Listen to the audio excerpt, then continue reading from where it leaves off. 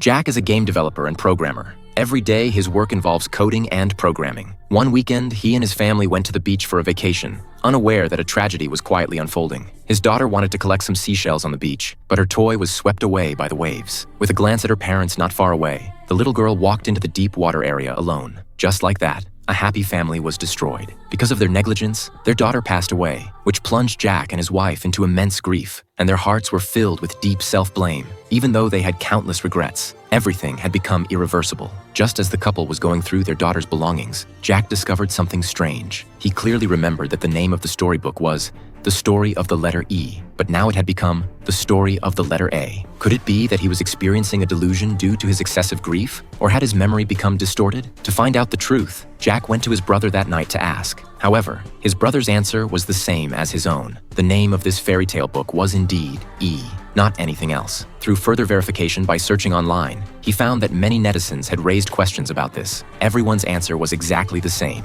It was E.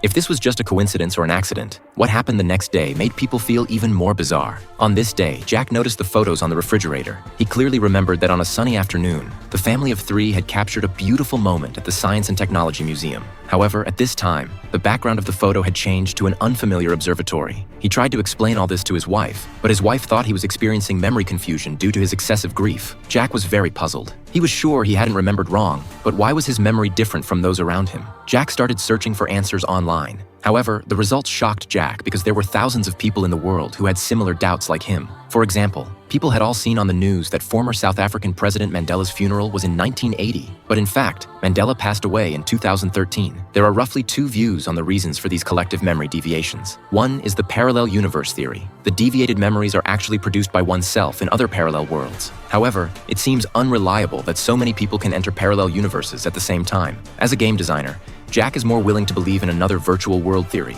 That is, we actually live in a virtual universe generated by computer programming, and each of us is an NPC inside it. But a theory without experimental support is just empty talk. Jack began to search for related experimental progress. Strangely, in theory, many scientists online are discussing this theory, so there should be many people practicing it. But after a long search, Jack found that the only person truly practicing it was a professor named Roland. And what's even stranger is what comes next.